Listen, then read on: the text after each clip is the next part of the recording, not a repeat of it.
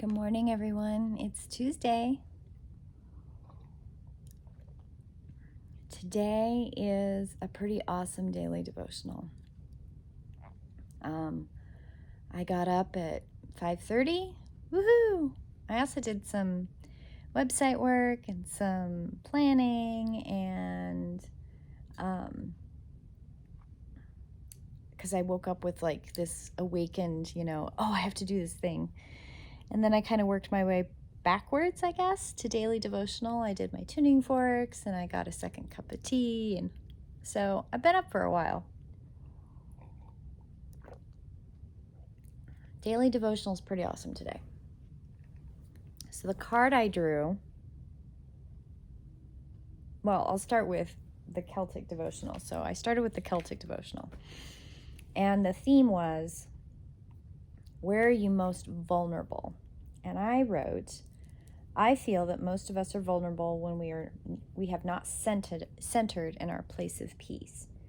And then we deplete and when we reach out to others without our foundation set.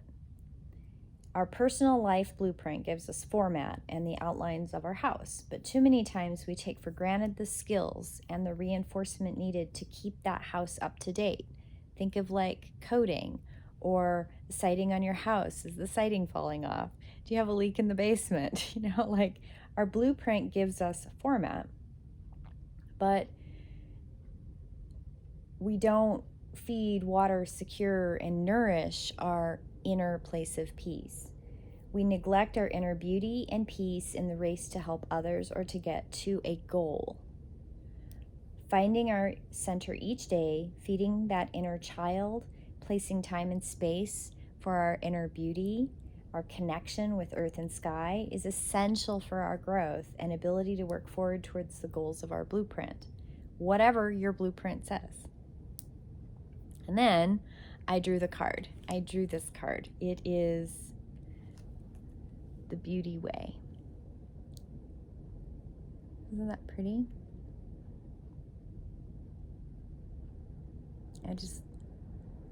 It's just beautiful. This way reminds us that beneath the noise, the worries, and concerns, there's a oneness between you and life and the earth and the divine. That even with the chaos surrounding you, you have a path to return to, a path of balance, a place of peace that is always there. Solutions to problems reside within that place of peace, the Beauty Way. It is not a place to ignore the world or escape. Just running away from it doesn't help. It is a deep feeling of connection, trust, openness, and appreciation for the divine within all aspects of life. It restores the souls when ugliness is threatening to steal away your trust in the divine. From your place of peace, from your place of worship, reverence, that is a place of peace, you become empowered to deal with situations in a way that increase love and joy in the world.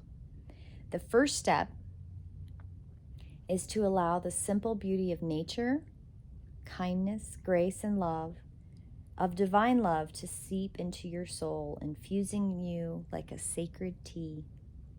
As the divine beauty moves within you, breathe deeply. In each breath that you take in,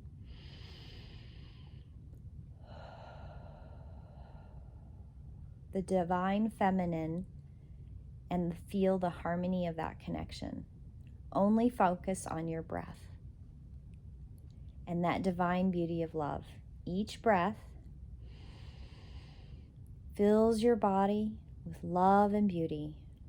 Relax into her beauty. She will show you the possibilities and the way of peace. She will help attract to you what you need, sometimes not what you think you want, but what you need, and allow that channel of peace to heal you from within and to bring you towards the abundance of love and grace. When I do daily devotions every day, I sit with breath first. I always sit with breath before or as I'm shuffling a card. I sit with breath. And when I talk about sitting with breath, I really mean like I sit with breath. I breathe. I breathe until I finally get to that place of peace. Some days it takes more time. Some days I'm just exhausted, or this morning I dove into kind of business website contract stuff. And when I pulled out of that to do daily devotional, I had to really sit with it for a few minutes and really let breath bring me to that place, that connection to me. Breath is vital to the interconnection between our subtle body or soul, our energy body, and our physical body. If you're not breathing deeply every day, you're missing it. You've really got to take some time where you turn the TV off, you're not on your phone, you're really just breathing. And sometimes breath, when they talk about not thinking about anything but breath, what I mean is focusing on breath. Like, what is your body doing? You know, once I get to the point where my brain is like, oh, I feel that, I recognize that tingling, I feel good, my brain naturally goes to, I am ready for the message, whatever that message is. And then I pull my cards, I focus on those things. I'm not letting my mind kind of wander all over what I'm worried about. So like this morning, that's why I did everything kind of out of order, is I woke up with my brain already working on something from the background of my subconscious, and I had to let that kind of dump out before I could focus on my daily devotional. I have had days where I just journal first. I'll journal for like, I don't know, 30 minutes to an hour to get all that jumbly stuff that's clogging up the works that I wake up with sometimes, so that then I can focus on breath and work on daily devotion. Everybody has their own method. I always make a cup of tea. I feed the cat because she won't let me do anything else first. I get my nice bullet tea in me, so I've got some protein going after a fast, right? So you fast when you sleep. Get a little bit of protein in me, get my brain kicking in, breathing into it. Today's prayer, I ask for the divine feminine and the divine masculine in balance to walk with me this day.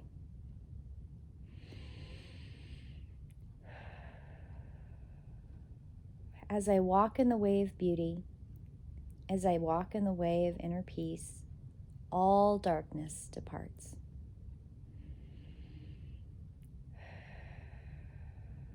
I become beauty and peace. With the element of air, I breathe deep into my body.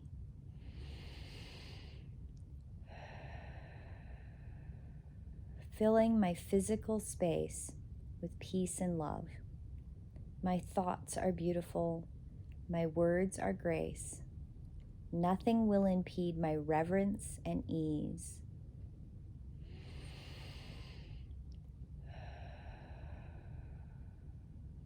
All this day, I walk in the beauty way.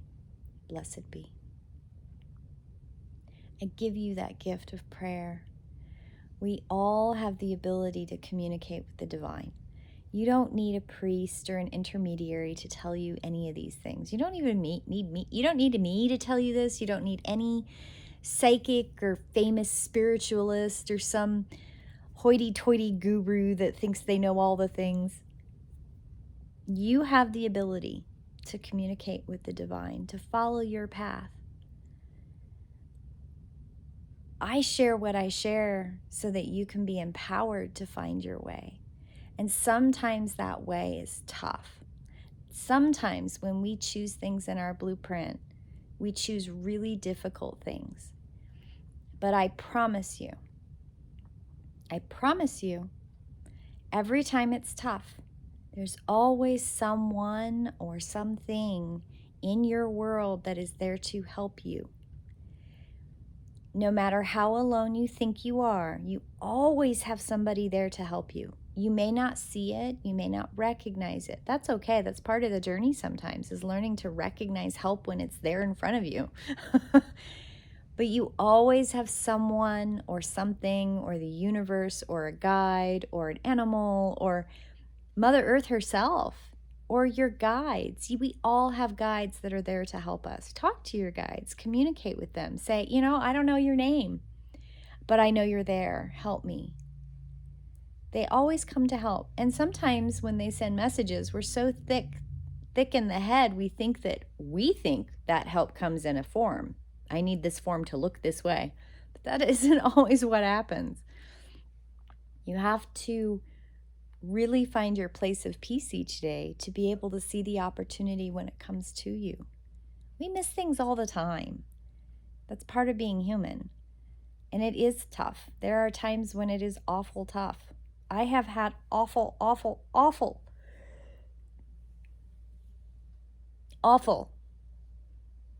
tough experiences. And I have made decisions and choices in life that I can't regret them because they were part of the journey. But I do sometimes feel a loss that, what if I could have done that differently? What if I had known this piece of information? What if I had had someone that I didn't maybe recognize or know or realize, opportunities around me? We're human, and we make choices and decisions that we don't always know, because we're in the learning process, and that's part of it.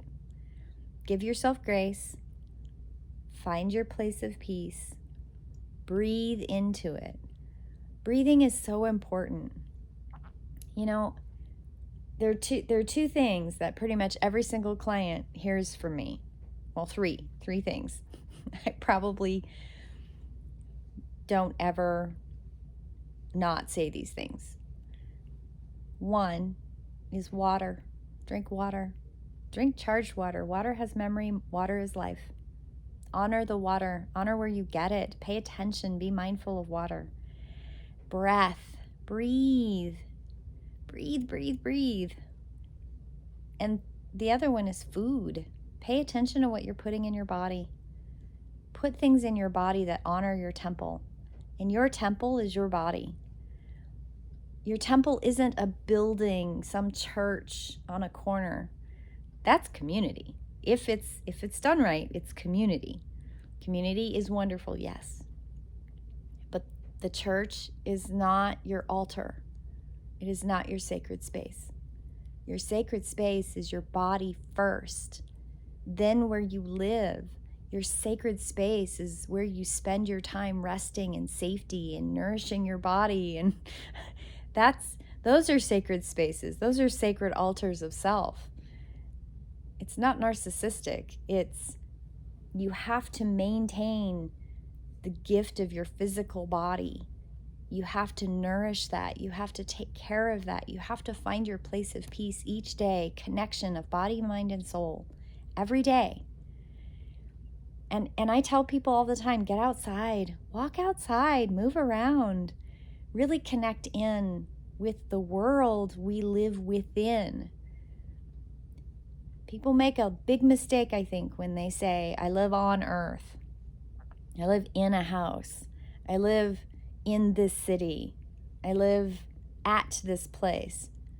No, we live within Mother Earth's ecosystem. And when we separate us from her, we create a division that doesn't belong there. We need to connect to the elements. We need to be outside. We need to connect in ourselves and then within our space, within her and with her. I probably sound like a broken record, but it's important. When you take care of your sacred temple, your connection with nature, with her, becomes easier. Your connection with your higher self becomes easier. And those things of anxiety and depression and what we call clinical mental health symptomology, right? those come from somewhere. Yes, they also come from trauma, from things that have happened to you, from learned behaviors. There's layering there. I will never dismiss that. But I am telling you that when you take care of your sacred temple and you honor it, truly honor it, and pay attention to the water and food and breathing, it gets easier to pay attention to that centered self. That sacred space of your body no longer becomes the enemy nearly as much when you're paying attention to how you feed it, water it, and give it oxygen. Take care of it. I just thought it was really interesting that when I picked up the Celtic devotional and I saw the theme, where are you most vulnerable? And I immediately went to my physical body. My physical body is always the most vulnerable for me because I did do, knowing that I needed to take care of my physical body, there were times in my life, chunks of time, that I ignored the day-to-day care of my house, of my sacred altar. I knew what I needed to do, and I would do it to a certain extent. I was actually a lot better with it when I had kids in some ways, at least when it was just my eldest and I. I did a really good job of taking care of both of our physical bodies. I did a really good job. When I added the second son in the mix, I had huge postpartum depression. I was really stressed about college and work and my family's expectation of outcomes. And I had relationship problems. I was having an awful couple years. And that's kind of when the cheese slid off my cracker. And I really struggled for a while taking care of my physical body. And then I got back to taking care of my physical body. And then I got distracted with relationship. And then I took care of my physical body. And then I got sick because of learning in my physical body, I was not residing in safe places. I too have had to day to day remember. And when I pulled that theme, where are you most vulnerable? I still struggle with day to day self-care. How much of it is the ADHD and autism that I found out about recently in the last couple years? I don't know. Self-care. It's not the self-care of taking a shower and washing your clothes and looking presentable in a work environment. That's not self-care. That's not the self-care I struggle with. I can do the things. I can walk the steps. It's the time that I need to take, and I need more time every day than most people do. I have to have 2 to 3 hours to myself to do my things. And daily devotional is part of that. I have to do that every day, because when I don't, I'm not taking care and I become vulnerable. You do your reflection on you. You figure out where you're most vulnerable. Everybody's is different. But find your place of peace each day, my friends. You can do this. I'm here to help. Anything I can do to help. Send me a message in my DM. Send me an email. Yep, here's a plug. Make an appointment if you want. I can help with these things. Ironically, as it goes, I'm a teacher and I'm a coach, and it's easier for me to help other people sometimes than it is to help myself. But I'm working on it. I'm working on it so I can be here to help you. And any tips and tricks I find, I share them. Have a beautiful day, my friends, and I will see you tomorrow in prayer. Blessed be.